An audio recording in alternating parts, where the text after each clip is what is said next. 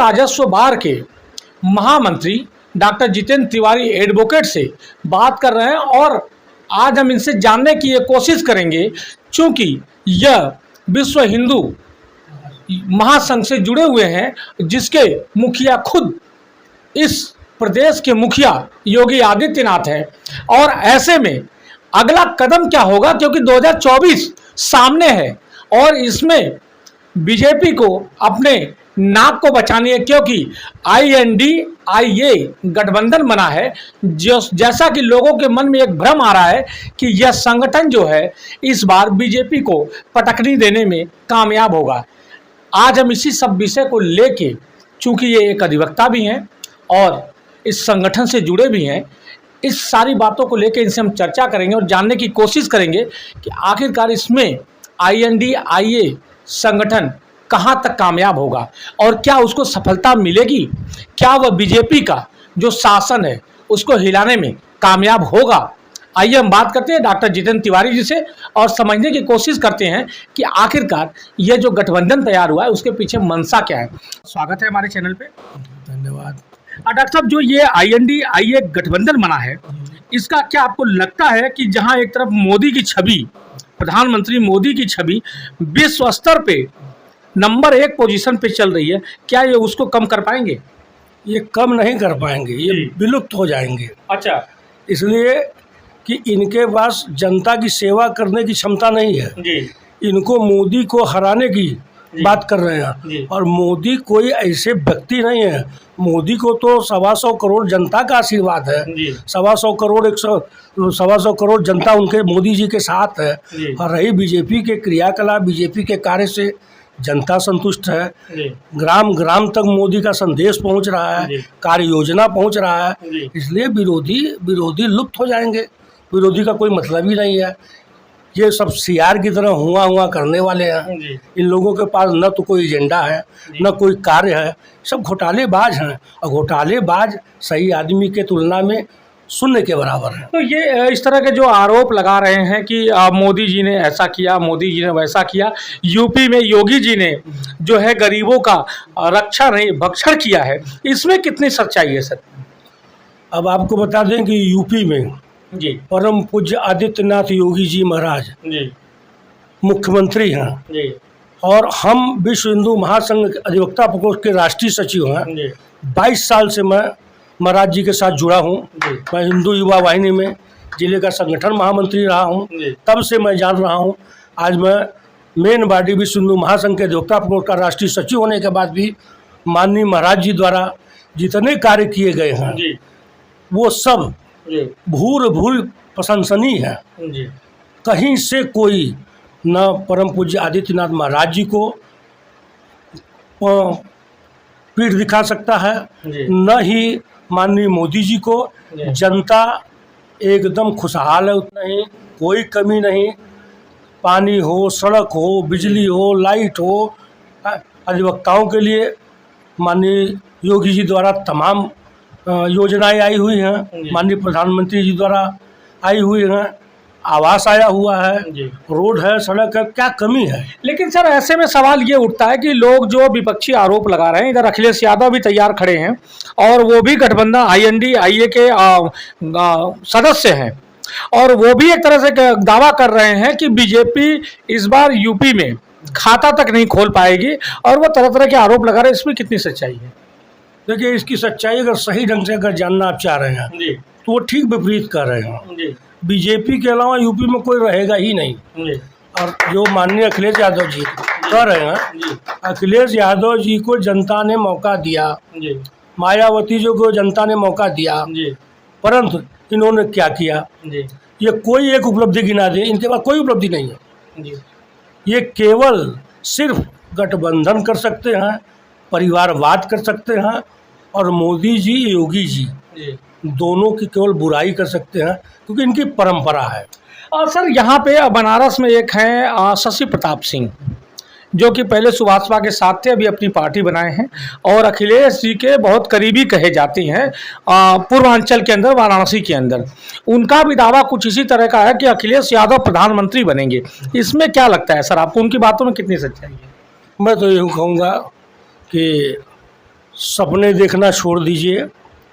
प्रधानमंत्री कौन बनता है, जनता किसको बनाती है। जी और रही बात अखिलेश यादव जी की, तो उनके पिताजी का भी यही दावा था, जी लेकिन अब पिताजी कहाँ चले गए ये कहना भी उचित नहीं है सियासत में। जी और हम लोग तो संघ वाले हैं, इसलिए बहुत सियासत को नहीं मानते हैं। सर, वैसे चूंकि आप लोगों का वैसे चुनाव से उतना रिश्ता रहता नहीं है क्योंकि आप संघ से जुड़े हुए हैं, तो जो चुनाव आता है तो उस समय आप लोगों की भूमिका होती है या नहीं?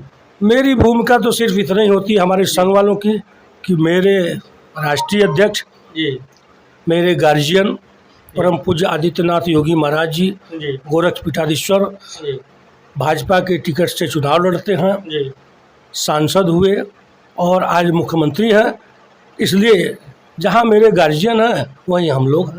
और सर, सबसे एक अहम सवाल अभी मैं आपसे जो पूछने वाला हूं, चूंकि आप एक अधिवक्ता हैं इसलिए आप उस पर ज़्यादा अच्छी तरह से रोशनी डाल सकते हैं कि अभी हाल ही में जो बीजेपी। मेरा नाम है डॉक्टर जितेंद्र कुमार तिवारी एडवोकेट।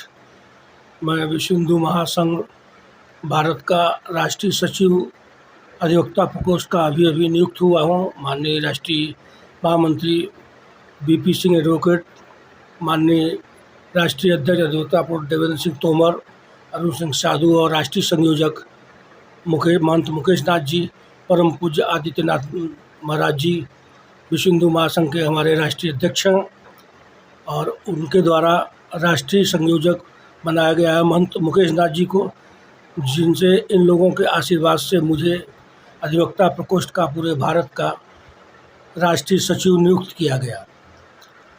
आज यहाँ हम लोग पत्रकार भाई आए हैं, इसका क्या उद्देश्य है? आज का उद्देश्य तो सबसे बड़ा उद्देश्य मैं आपको बता दूं, जो आपको नहीं जानकारी हो, लेकिन आप लोग आए हैं तो इस खुशी आपके साथ बांटना चाहता हूँ। आज मेरा जन्मदिन है। वाह, क्या बात है। और इस जन्मदिन के शुभ अवसर पर आप लोगों से मुलाकात हुई है।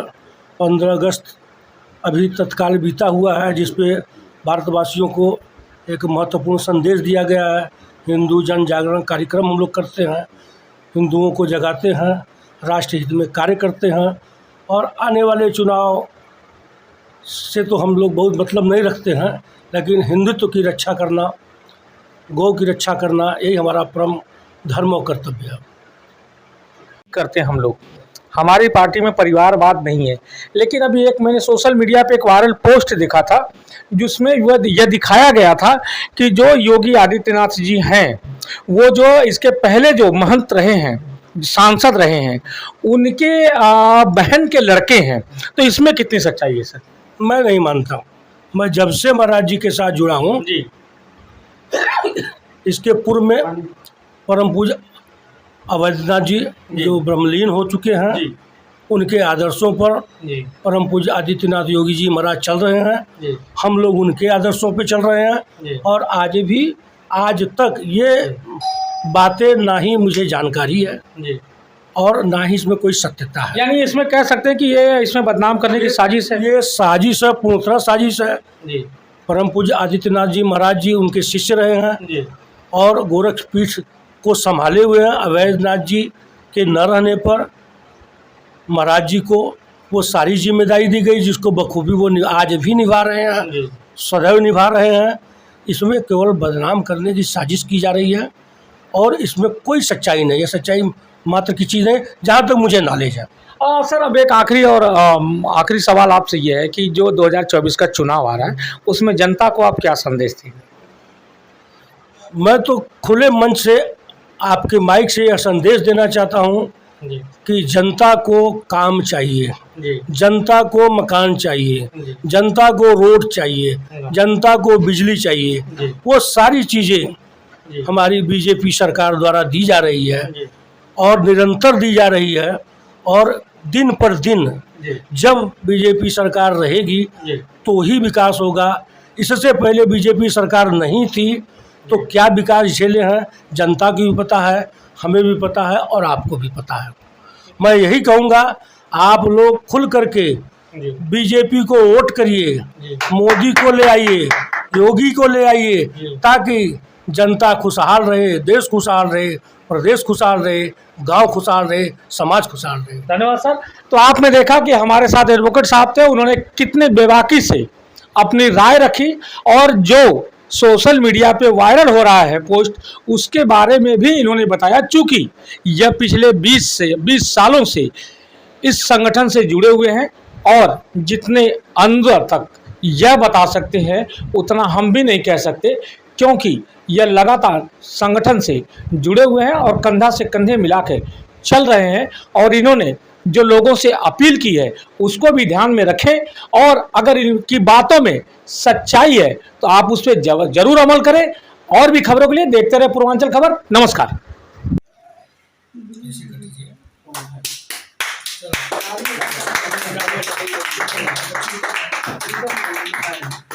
अरे रुकिए, वो लगाएंगे आपके मुंह में। पहले से ले लेना ना, शुगर का पेशेंट हो ही लगा। अरे हल्का सा लगेंगे खाली ऊपर। ज़्यादा सर्विस थोड़ा सा बस लगा दीजिए, बस कुछ नहीं।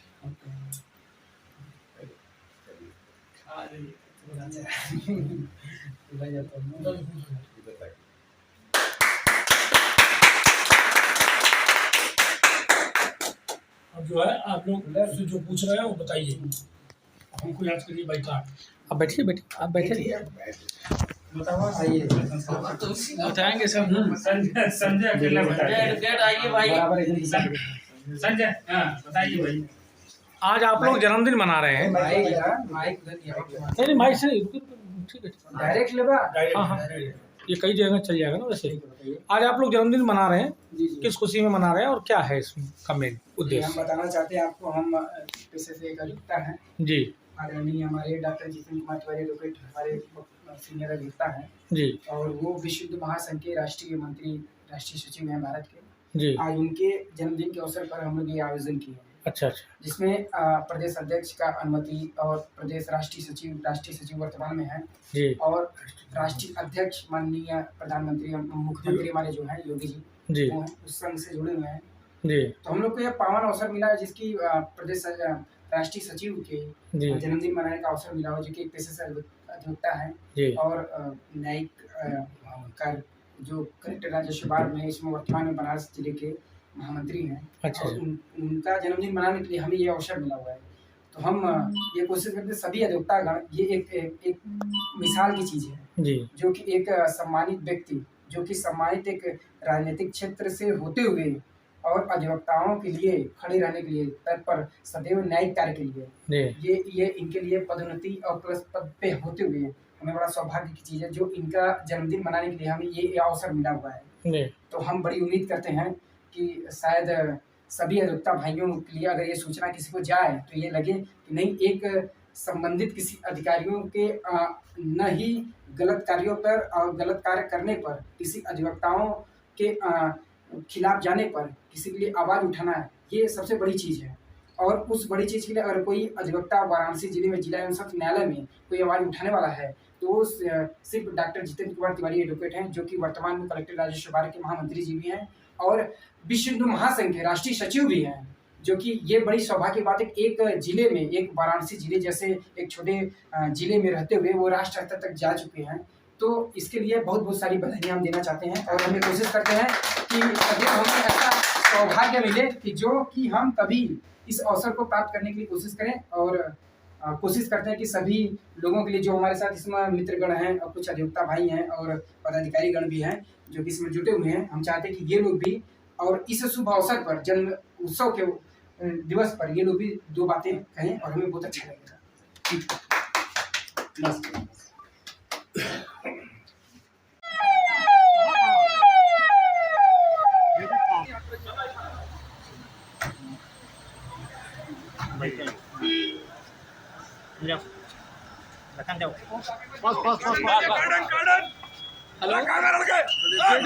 गेट पे अलर्ट। अनुप कैमरा पीछे लो अभी नहीं। दूसरा हमारे वाला का है।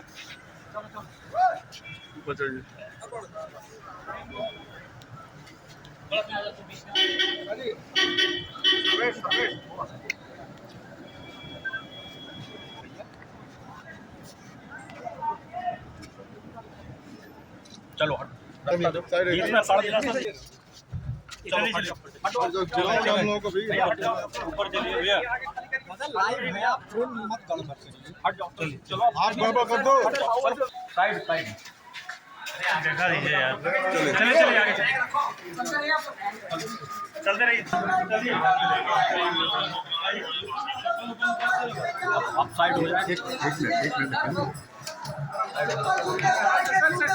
अबे पीछे चलो यार। गधा हेमंत बाबा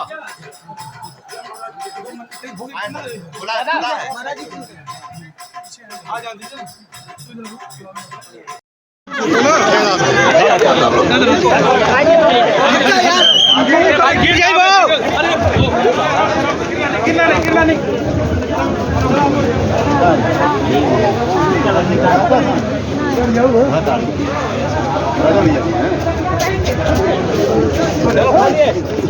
वीडियो बना लो, वीडियो रोल करो, वीडियो। बहुत भाग्यशाली हूँ मैं। ये बहुत सालों का इरादा था, आज पूरा हो गया, आज पूरा है। जिस तरह से राम कॉरिडोर बन रहा है, रामलला का पूरा कॉरिडोर बन रहा है, भव्य मंदिर बन रहा है, कैसे देखते हैं आप? ये तो बहुत चारित्रिक है, बहुत चारित्रिक है। और खुलने के बाद और देखो कैसे होगा। बहुत शुक्रिया, बहुत शुक्रिया। चलिए चलिए भैया आप लोग हो जाइए।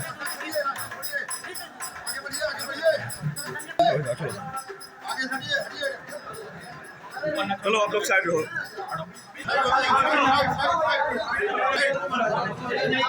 पीछे पीछे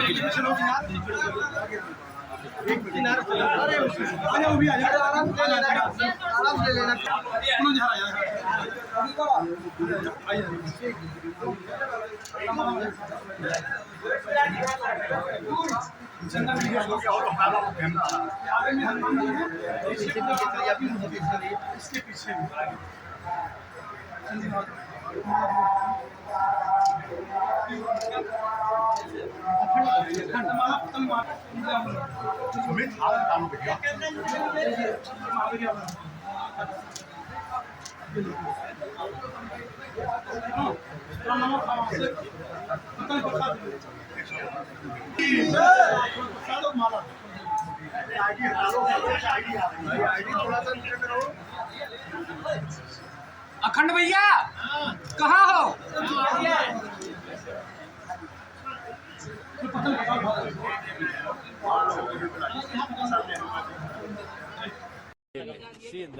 नौ साल पहले बॉम्बे में एक फंक्शन में अखिलेश जी से मुलाकात हुआ था।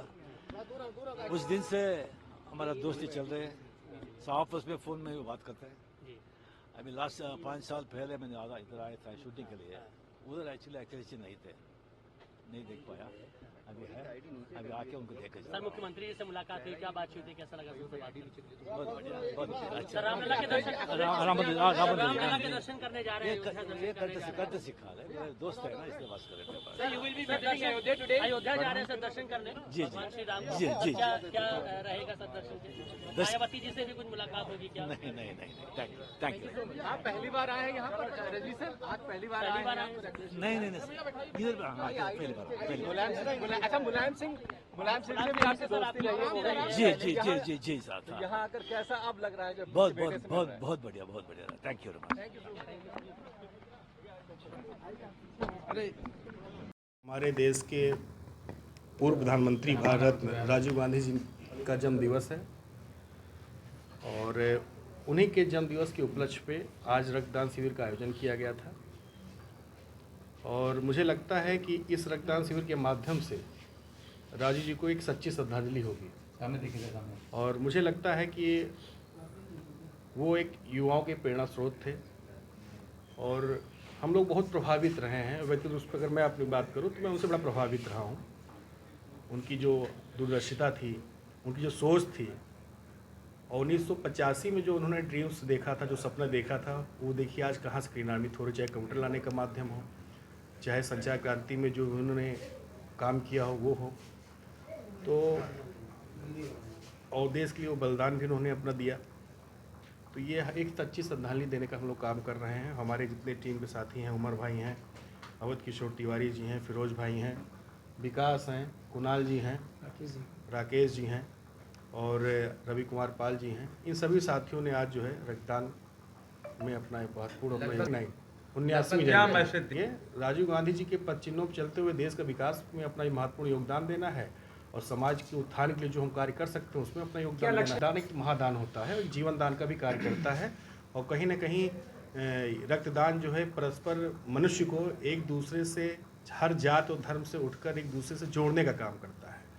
क्योंकि जब ब्लड देने की बात आती है और लेने की बात आती है तो ये नहीं पता होता है कि हम ब्लड किसको देंगे या ब्लड किसको दिया जाएगा, चाहे हिंदू हो, चाहे मुस्लिम हो या किसी भी जात को हो।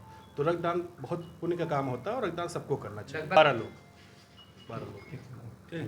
देखिए, आज इस देश के सबसे नौजवान प्रधानमंत्री माननीय राजीव गांधी जी, जिनको आगे चल कर के भारत रत्न भी मिला, उनका जन्मदिन है और कंप्यूटर क्रांति के वो जनक तो थे ही, पंचायती राज व्यवस्था का जो एक सुदृढ़ीकरण आज हम देख रहे हैं उसके भी वो जन्मदाता थे। नौजवान और नौजवानों के एक प्रेरणा स्रोत हैं करण त्रिपाठी जी जो यहाँ खड़े हैं। उन नौजवानों को उन्होंने 18 वर्ष की उम्र में मताधिकार का अधिकार दिया था।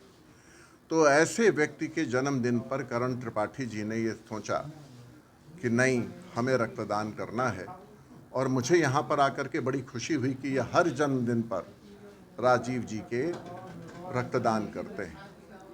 एक स्वैच्छिक संगठन NGO भी कंप्यूटर से रिलेटेड ये चलाते हैं और उसको भी बहुत बखूबी चला रहे हैं। मैं इनको और इनके सभी साथियों के उज्जवल भविष्य की कामना करता हूं और सभी और साथियों से मैं ये चाहूँगा कि हमें इन चीज़ों से प्रेरणा लेनी चाहिए कि राजीव गांधी जी जिन मूल्यों के लिए उन्होंने अपनी प्रसिद्ध पाई, हम उन मूल्यों के लिए सतत प्रयत्नशील रहें।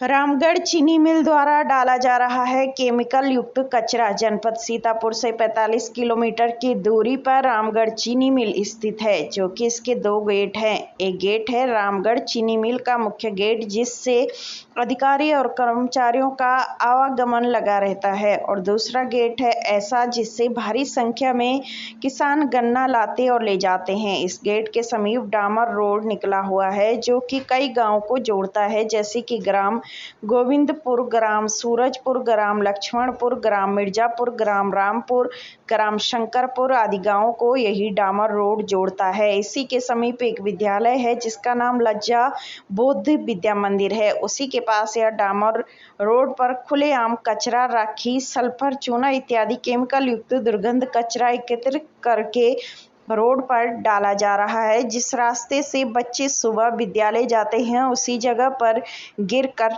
चोटिल हो जाते हैं। साथ ही दुर्गंध से लोगों को सांस लेने में कठिनाई हो रही है। डालमिया चीनी मिल रामगढ़ एक बार नहीं कई बार गलती कर चुका है और इसी की खबर कई बार चैनलों पर और समाचार पत्रों में प्रकाशित हुई है, लेकिन मिल प्रशासन इस बात पर ध्यान नहीं दे रहा है। सदना से अवनीश कुमार सिंह। दिक्कत है आपको? दिक्कत भैया, दिक्कत काफ़ी है। दिक्कत यहाँ आने जाने के लिए रास्ता है और यहाँ पक्की रोड है और पर बच्चे ये विद्यालय यहाँ पर रहना है। इधर गाँव इनकर बच्चे आवते हैं, हम लोग इधर खेती पाते इधर हम लोग आते हैं। यहाँ पर इतनी दुर्गंध है, इतना जो विषैला है, चूना है, जब तक केमिकल वाला जो पदार्थ फैक्ट्री निकलता है सारा सब यहीं लगाते हैं। सारा आप देख लो, सारा रोड पे लगा है। बच्चे आते हैं। ये डामर रोड है? हाँ, ये डामर रोड है। कचरा के मारे दिखाई नहीं देती है, डामर रोड है। अच्छा, ये डामर पूरी डामर रोड है। ये कितने गाँव को जोड़ती है रास्ता? ये इधर नटोल ग्राम सभा है और इधर गोविंदापुर है, रामपुर है, नरबीरपुर है। इधर काफी गांव पड़ते हैं, सारे बच्चे आते हैं। यहाँ विद्यालय है। विद्यालय कितनी दूरी पर यहाँ से है? विद्यालय यहीं पास में है, यही बस 20 कदम पे यहीं पास। अच्छा, 20 कदम पर है विद्यालय। यहाँ पे गिर जाते हैं बच्चे और सौंध जाते हैं, घर घूम जाते हैं, वापस चले जाते हैं। उनका पढ़ाई भांजी हो, सबका दिक्कत। क्या नाम है आपका? हमारा मनोज कुमार।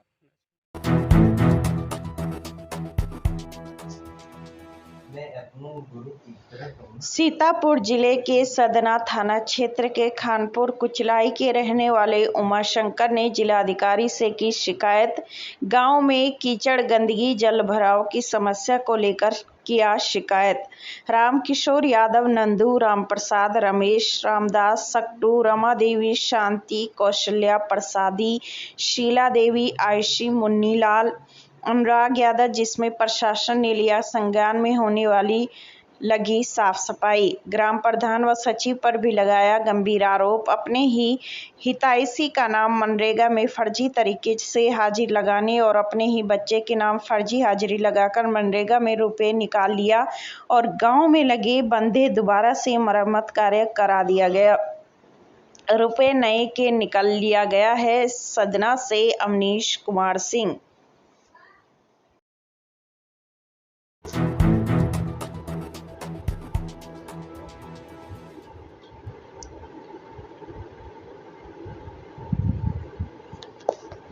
पाँच साल के बच्चे की जमीन पर पटक पटक कर हत्या। भीड़ ने साधु को पकड़कर पीटा। 5 साल के बच्चे की जमीन पर पटक पटक कर हत्या। साधु का वेश धारण किए व्यक्ति ने 5 साल के बालक की जमीन पर पटक पटक कर हत्या की।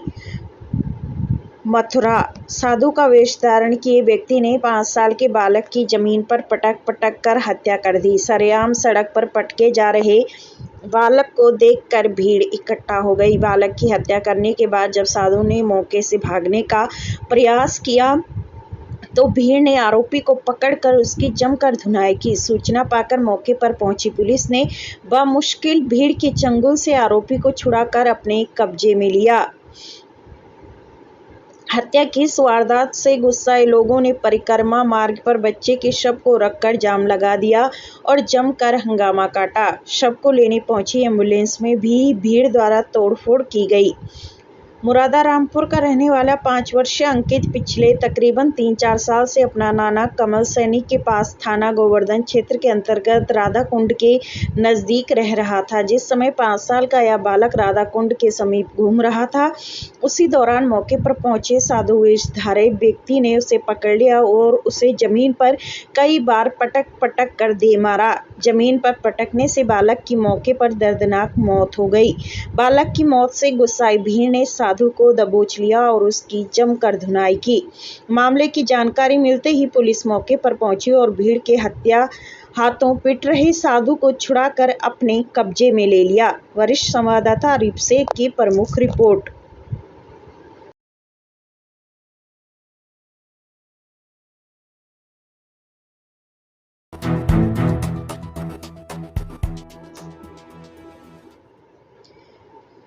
कुएं में गिरने से 4 वर्षीय मासूम की मौत, परिजनों में मचा कोहराम। झांसी के उल्दन थाना क्षेत्र में एक 4 वर्षीय मासूम की गिरने से मौत हो गई, जिसकी सूचना परिजनों के मिलते ही परिवार में कोहराम मच गया और घटना की सूचना पुलिस को दी गई। वहीं पुलिस ने मासूम के शव को कब्जे में लेकर कार्रवाई शुरू कर दी।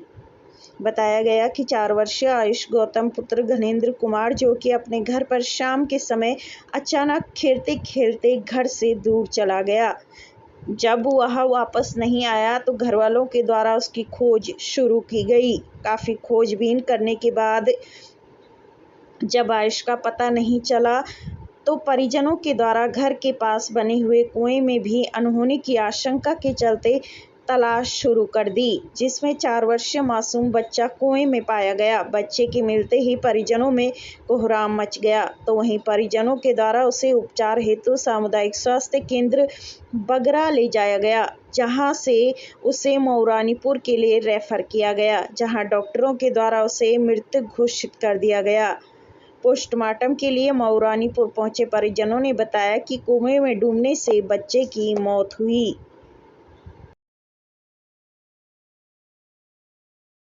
क्या नाम है आपका? प्रकाश नाम है। कहाँ के निवासी हो? निवासी। अच्छा जी, बताइए क्या घटना घटी है?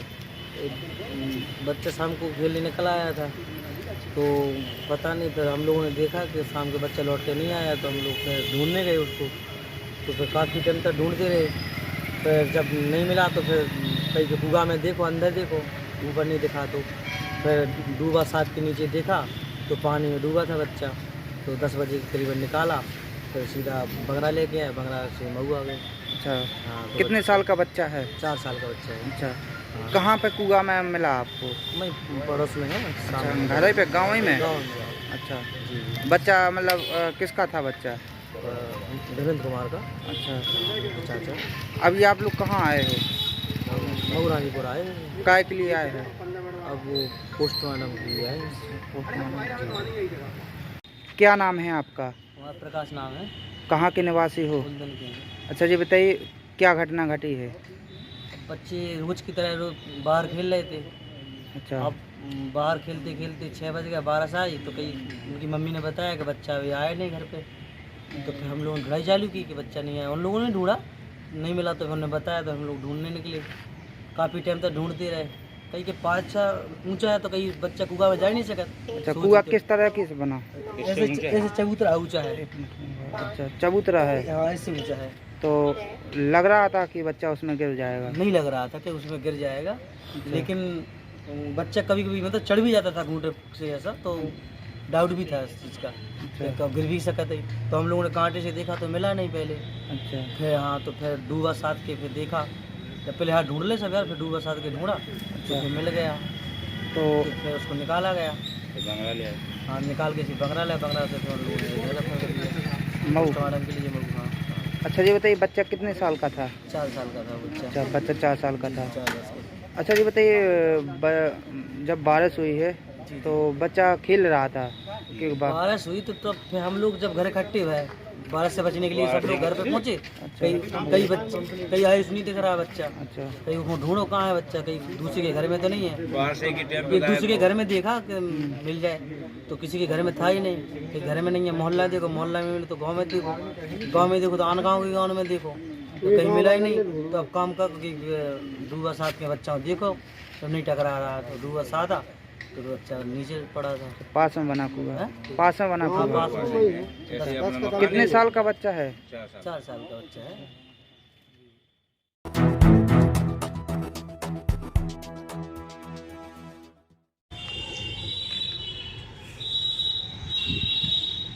नागपंचमी के शुभ अवसर पर नवीन उपवन के प्रोपराइटर श्रीमती निर्जला सिंह नारायणपुर भोजूबीर शिवपुर वाराणसी की तरफ से बसंत पंचमी रक्षाबंधन के पावन पर्व पर काशी वासियों को हार्दिक शुभकामनाएं।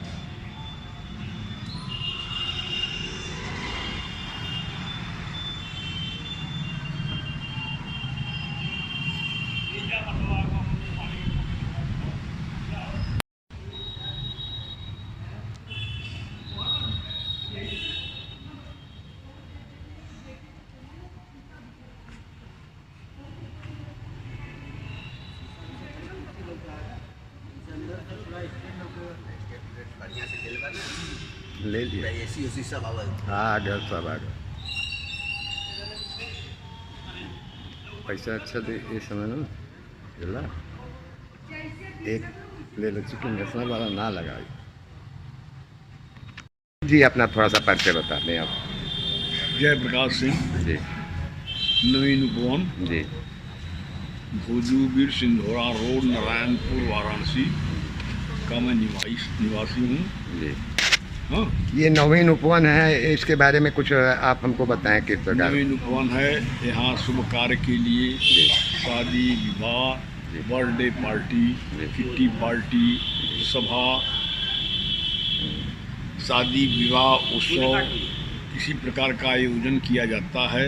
उचित मूल्य पर बैंक्वेट हॉल है, एसी है, एसी रूम है, सब उपलब्ध है, सारा सुविधा उपलब्ध है। ग्राहकों की सेवा ही मेरा धर्म है। हाँ, धन्यवाद। ये आज जो है कल नागपंचमी का त्यौहार है, इसमें नगरवासियों के नागपंचमी का त्यौहार है, आगे बसंत पंचमी है, इसके लिए हम आप लोगों को बधाई देता हूँ।